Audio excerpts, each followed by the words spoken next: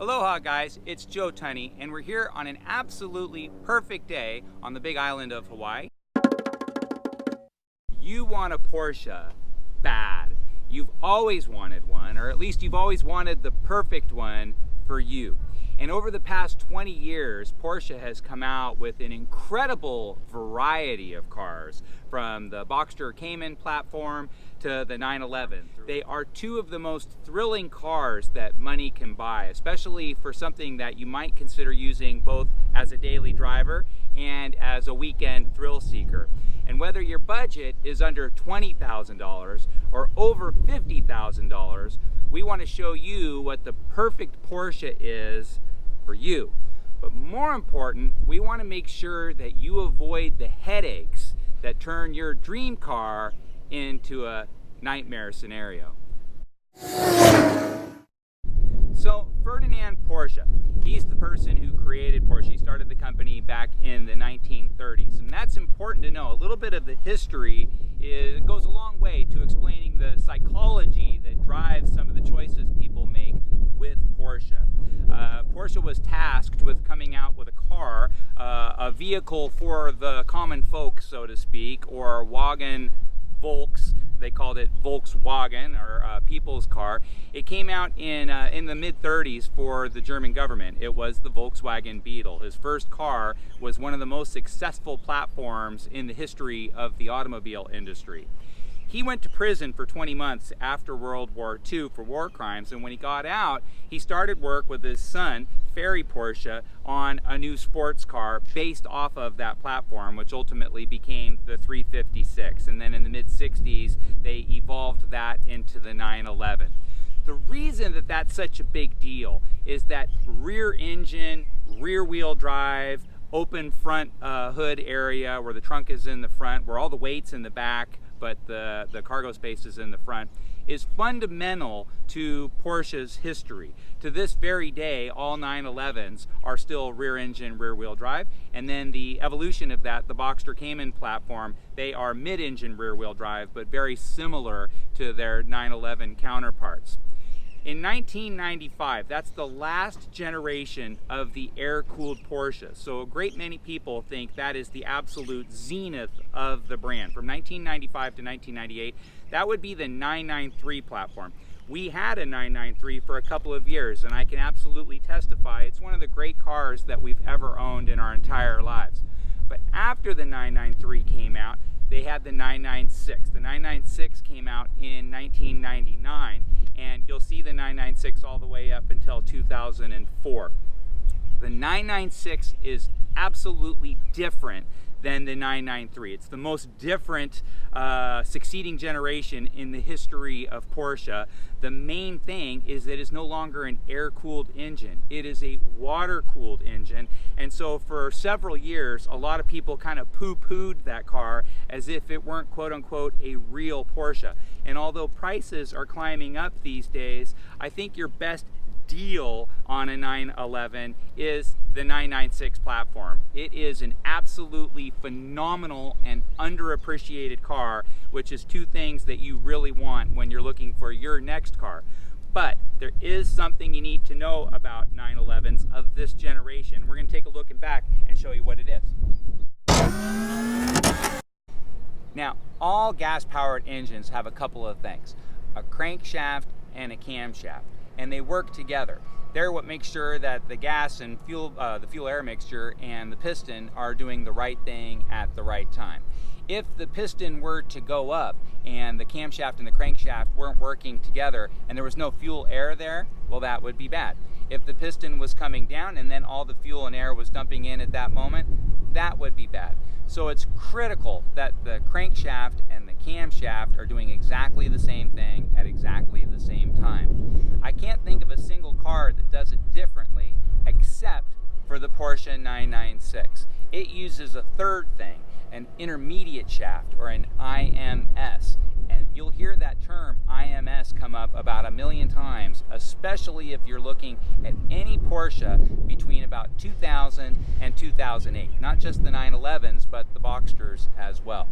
The intermediate shaft, when it first came out, had multiple bearings attached to it, and that was fine. You don't hear too many problems with that. But they changed that in 2000 to a single ball bearing design that couldn't handle the loads of the engine, and they broke. And when they break, what happens is that the entire engine comes undone. It scrapes off all kinds of metal shavings and fills your crankcase with just abundant metal. Your engine is gone. It's a $20,000 problem. So you hear a lot of negative things said about the 911 of this particular generation.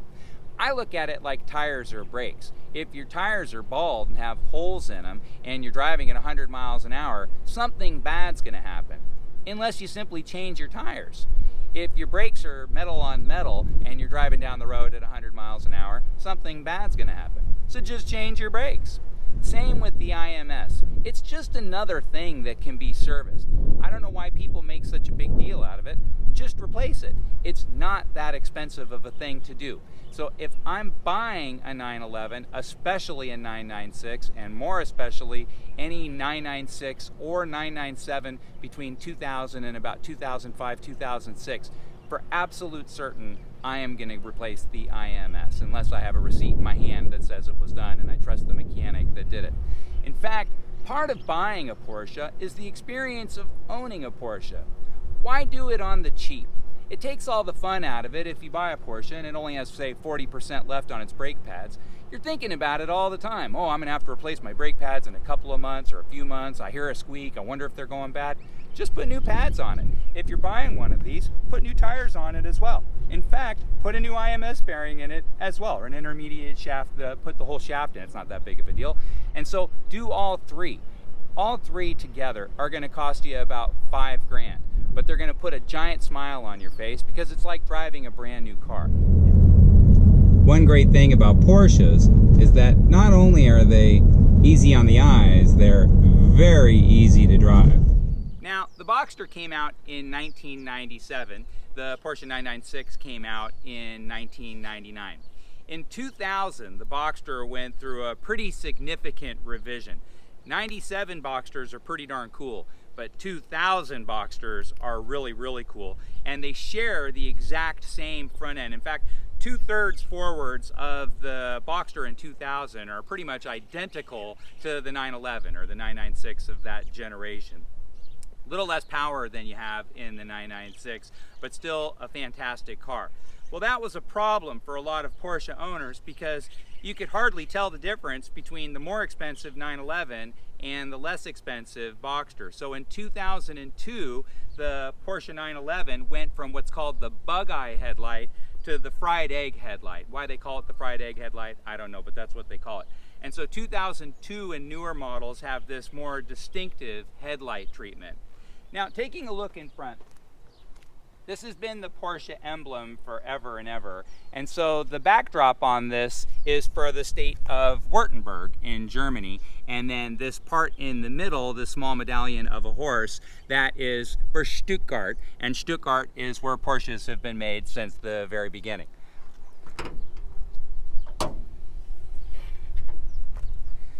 So this is your trunk in a Porsche. Whether you get a Boxster, a Cayman, or a 911 series car, this is where you store your stuff. Now, they all have hatches, so to speak, in the back. Not true hatchbacks in the case of most 911s, although this one is a Targa, so it does have a hatchback. So there's extra space in the back as well. Let's take a look.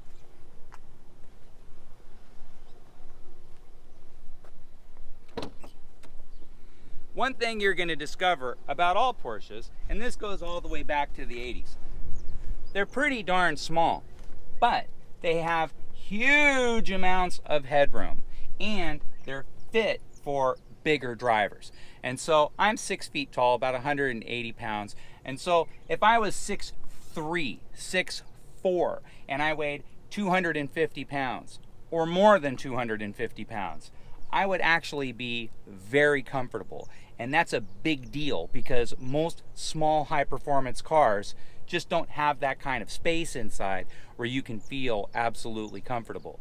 Another big deal is if you aren't 6 feet tall, say you're 5'6" or 6'2", or whatever it is that you are, you can make the seats move up and down as well, which changes your sight lines through the windshield. That's a big plus for getting comfortable when you drive fast. Now, you look at a car like this and you go, oh, it's a 2002, or excuse me, in the case of this one, it's a 2003, and it's a Tiptronic, so it can't be that fast. Believe it or not, this car has a top speed of over 170 miles an hour, as well as 0 to 60 times below 5 seconds. And so it is plenty powerful. That's not necessarily why people buy this car. They buy this car because it's probably the single best handling for an all-around car that there is. They drive completely differently than other cars do, plus they just feel fantastic. You drive a car like this, as we are today here in Waikoloa, Hawaii, and you realize that this turns heads everywhere you go. Now you can see, even with the Targa top open in this 2003 996 Targa, the sound isn't all that bad.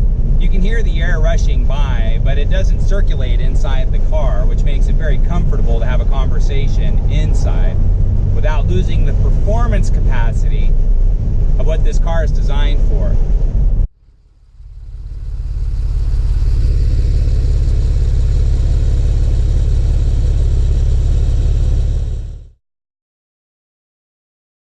So the Boxster comes out in 1997 to quite a lot of fanfare because it was the first small Porsche since the 914, at least one with a mid or rear engine type of design. And it was a really nice car, and it is a really nice car, especially if you're looking for something really cool, $5,000, $6,000, $7,000. That's got to be on one of your shortest lists. It's a really fun, practical car, and of course it comes as a convertible.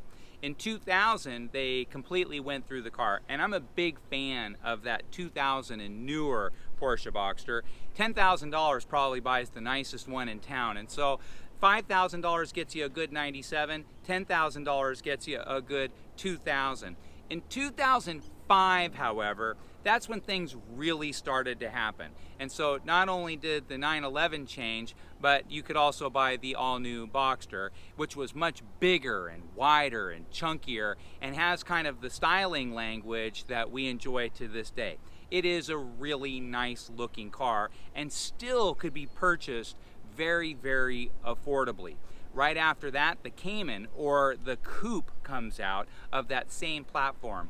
Caymans and Boxsters are the exact same car. Caymans are coupes and Boxsters are convertibles. By the time you get up to 2019, this is a 718 series. It's a 718 GTS. You could make a case that this is one of the most, if not the most, thrilling cars per dollar available on the marketplace today. And we're going to take a look at what makes it so exciting.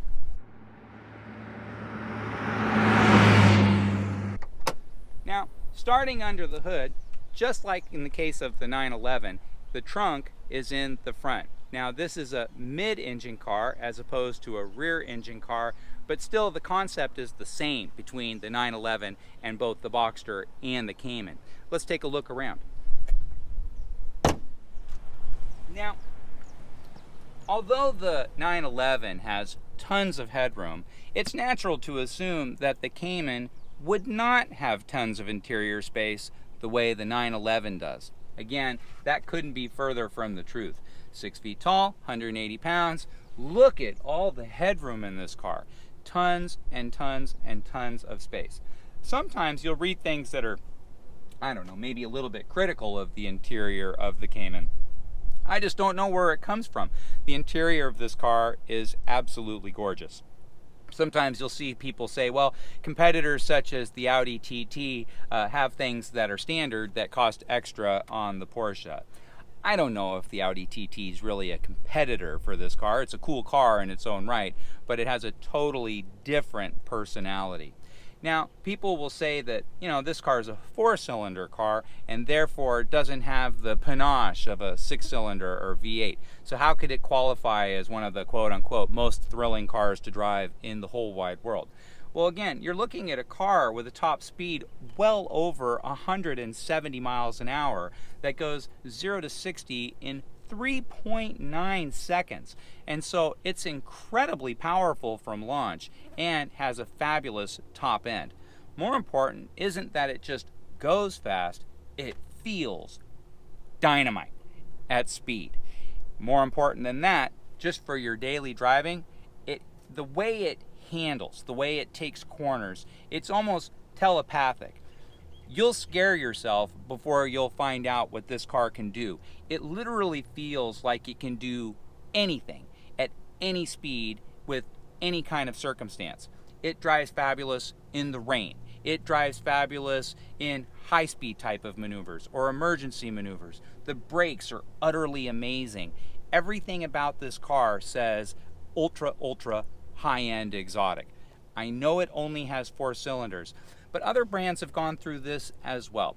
And so if you look at like Lotus had the Esprit for many years, but then they came out with a small lineup of cars that were more exciting than the more expensive, larger cars. In many ways, that's the case here. Not that the 911 isn't an amazing car. It is an amazing car, but there are things that the Cayman, especially these new generations of Caymans, can do that other cars just can't do. It's one of the most exciting cars you're ever going to drive in your entire life.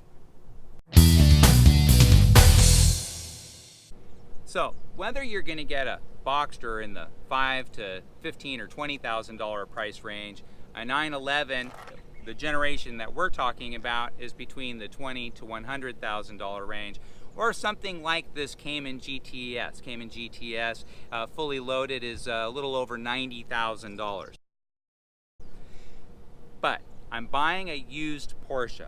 There's things I need to know. The IMS bearing, that's going to come up whether you get 911s or Boxsters. Cooling systems, suspension systems, tires. Almost every Porsche you're going to look at has offset tires. Bigger in the back, smaller in the front. Unusual tire sizes that they don't keep in stock at your local Costco. Brakes, everything from expensive performance brakes to ceramic brakes. You just have to get a buyer's inspection. I say that about every single car in the whole wide world, that you always get a buyer's inspection at the brand that sells it new. There's only one car in the world that I don't say that about, and that is the Porsche, particularly 911s, Boxsters, and Caymans. The reason is that this modern generation of Porsches is different than a lot of the older Porsches. Wherever you live, I'm from Seattle, there's somebody who's considered the guru of Porsches. For us in downtown Seattle, it was Dr. John Walker for years and years. In the east side, in Bellevue, it was Squire Thomasy. Everybody in the Porsche world knows who these folks are. They are like the holy shaman of Porsches, particularly 911s, Boxsters, and Caymans. They simply know things that a modern technician probably doesn't. I went to Squire Thomasy once in Bellevue because we had a front end problem with a car that had some kind of electrical snafu to it. We had done everything, pulled the dashboard out, gone through everything that we could think of, and we couldn't figure it out. I pull up to his store one day and I explain the situation. The guy goes behind the front seats and rips out the carpets like a madman. I'm looking at him like, what in the heck is this guy doing? He points at this wire and he says, "See, there's your problem right there." I'm not kidding. He had that thing sorted out in about 15 seconds, and it was in a totally different part of the car. That kind of experience and that kind of knowledge is critical when you're buying an expensive, older, exotic car. I can't recommend enough, before you buy your next 911, Boxster, or Cayman, find out who your guru is in your town. Find that one person who's the absolute master of all things Porsche. Let them do the buyer's inspection before you pay 1 penny towards the purchase of your next Porsche, and never let anybody touch your car again except for that one person. If it costs a couple of bucks extra, let me tell you something, it is absolutely worth it. Not only do you need to buy the best one, you need to service it to keep it in tip-top shape. But if you do, you will understand why Porsche people are such fanatics about their cars. You could drive the least expensive 911 in the world and drive down the road, and somebody driving a $100,000 Porsche will wave by you as they go by, saying, "Good job, way to keep the tradition alive." It's no different than if you have the cheapest little motorcycle in the whole wide world and you pass by the toughest guys in town, a dozen of them on their big Harleys. They'll still wave even though your bike stinks compared to theirs, because it's cool that you're keeping the tradition alive. And you'll understand why that's a big deal when you get behind the wheel of your next new Porsche.